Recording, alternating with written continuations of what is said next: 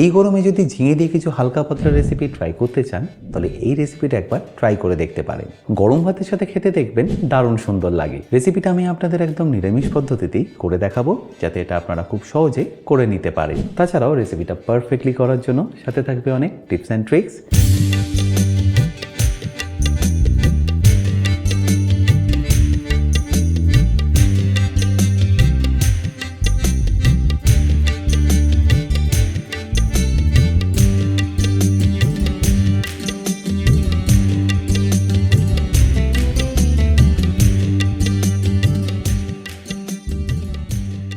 By the way, আমি chef Atanu, আপনারা দেখছেন অতনুর রান্নাঘর।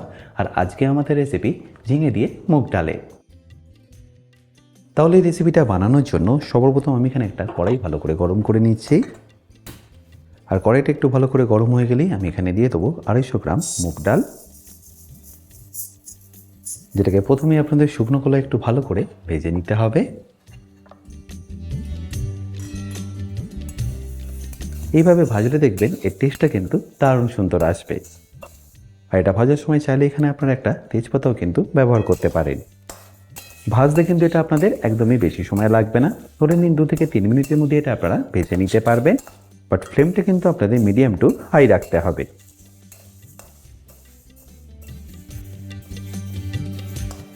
আর যখন এটা ভালো করে ভাজা হয়ে যাবে তখন এখানে গ্যাসটাকে বন্ধ করে দিন আর নিয়ে নিন একটা বোলের মধ্যে।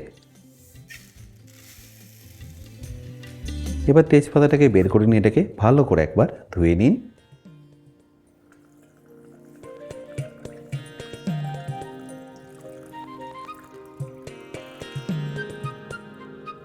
এটা কিন্তু আপনাদের খুব বেশি বার ধুতে হবে না, একবার হালকা হাতে ভালো করে ধুয়ে নিলেই হবে। এবার এই একই কড়াইটা গরম করে নিয়ে আমি তার মধ্যে দিয়ে দিচ্ছি সর্ষের তেল। খুব বেশি তেল লাগবে না, অল্প একটু তেল দিয়ে দিলেই হবে। আর তেলটা একবার গরম হয়ে গেলে আমি এখানে দিয়ে দেবো কেটে রাখা আলু। আমি এখানে কিন্তু মিডিয়াম সাইজের আলুকে একটু ছোট ছোট করে কেটে নিয়ে একটু হালকা ভেজে নেব। আর আলুটা একটু ভাজার সময় আমি এখানে দিয়ে দিচ্ছি স্বাদ মতো নুন আর খুব সামান্য হলুদ গুঁড়ো। তারপরে এটাকে ভালো করে একবার মিশিয়ে নিতে হবে। এই স্টেজে আলুটাকে আপনাদের প্রায় 30% মতো কিন্তু কুক করে নিতে হবে। আর দেখবেন আলুর ওপরের লেয়ারটা যেন একটু ভাজা ভাজা হয়ে আসে। দেখুন, আশা করি নিশ্চয়ই দেখতে পাচ্ছেন। ব্যাস, এবার এটাকে আমি তুলে নিচ্ছি।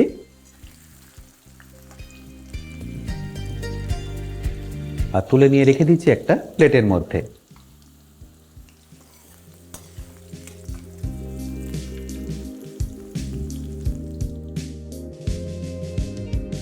এবার একই তেলের মধ্যে আমি এখানে দিয়ে দিচ্ছি 2টো শুকনো লঙ্কা। যে তেজপাতাটা তুলে রেখেছিলাম সেটাও এখানে অ্যাড করলাম। আর তারই সাথে 1 চা চামচ 5 ফোড়ন আমি এখানে অ্যাড করে দিচ্ছি। ব্যাস, তারপরে এটাকে ভালো করে একবার মিশিয়ে নিন। আর মেশানো হয়ে গেলে দিয়ে দিন এখানে আদা কুচি। আমি এখানে 1.5 চা চামচ আদা কুচি ব্যবহার করলাম, যেটাকে আপনাদের ভালো করে একটু ভেজে নিতে হবে যাতে কাঁচা গন্ধটা একদম চলে যায়।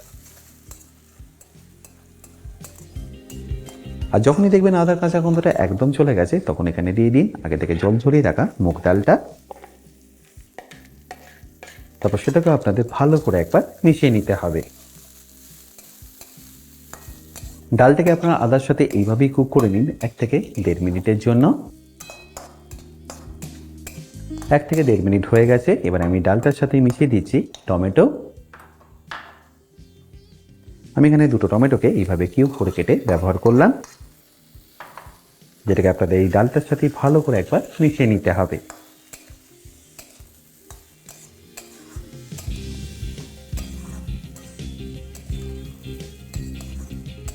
আর টমেটোটা দিয়ে মেশানোর সময় আপনাদের এখানে দিয়ে দিতে হবে স্বাদ মতো নুন।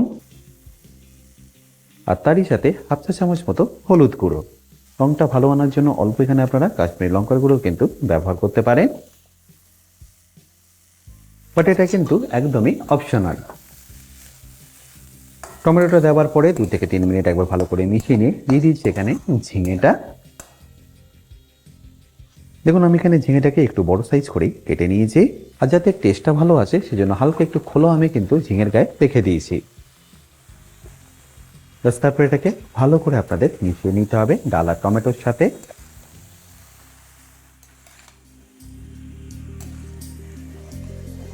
আর ঝিঙেটা দিয়ে যখন একবার ভালো করে মেশানো হয়ে যাবে তখন এখানে দিয়ে দিতে হবে ভেজে রাখা আলুটাও। আলুটা যেহেতু 30% কুক আছে তাই এই স্টেজে কিন্তু এটাকে আপনাদের মিশিয়ে দিতে হবে। আর ভালো করে একবার মেশানো হয়ে গেলে এটাকে ঢাকা দিয়ে আপনাদের কুক করে নিতে হবে 5 থেকে 7 মিনিটের জন্য। এই স্টেজে কিন্তু আপনাদের ফ্লেমটাকে একদম লো রাখতে হবে। আর 5 থেকে 7 মিনিটের মধ্যেই দেখবেন ঝিঙে থেকে কিন্তু আস্তে আস্তে জলটাও ছাড়া শুরু করবে। আর এটা যতক্ষণ কুক হচ্ছে আমি আপনার একটা মশলা বানিয়ে দেখাচ্ছি। তার জন্য একটা ফ্রাইং প্যান আমি এখানে গ্যাসটাকে অন করে নিচ্ছি। আর প্যানটা একটু গরম হয়ে গেলে আমি এখানে দিয়ে দেবো 2টো এলাচ, একটা শুকনো লঙ্কা, 1 চামচ গোটা জিরে আর তারই সাথে 2 চামচ গোটা ধনে। তারপর অল্প একটু নুন দিয়ে এটাকে ভালো করে ভেজে নিন। এই ভাজা মশলাটা দিলে দেখবেন এর স্বাদটা আরও বেড়ে যাবে।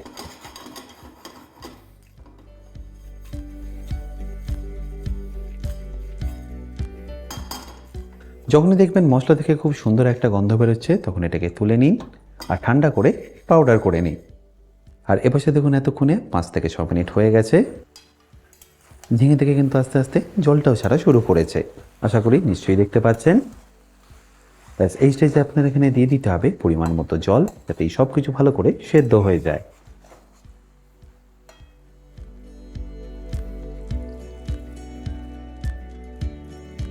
জলটা দেওয়ার পরেই ফ্লেমটাকে আপনাদের লো টু মিডিয়াম করে নিতে হবে। আর তারপর এটাকে ফুটিয়ে নিতে হবে যতক্ষণ না ডাল আর বাকি সব সবজিগুলো ভালো করে সেদ্ধ হয়ে যায়। আর জলটা দেওয়ার পরে এটাকে ঢাকা দিয়ে আপনাদের কুক করে নিতে হবে 8 থেকে 10 মিনিটের জন্য।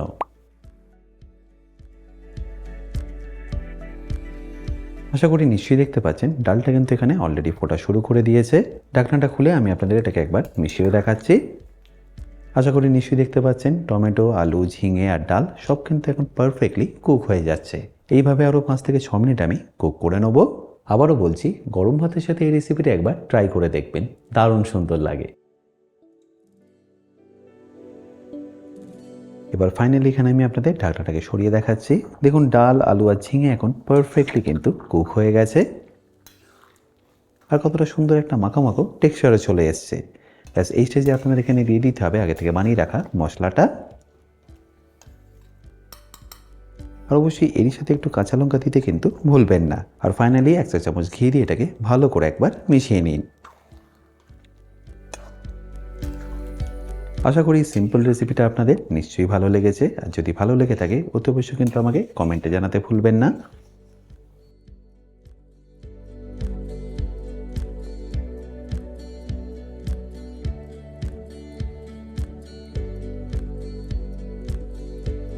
বাই দ্য ওয়ে, আমি শেফ অতনু, আপনারা দেখছিলেন অতনুর রান্নাঘর। দেখা হচ্ছে আপনাদের সাথে একটা নতুন রেসিপি নিয়ে নেক্সট এপিসোডে। ভালো থাকবেন, সুস্থ থাকবেন।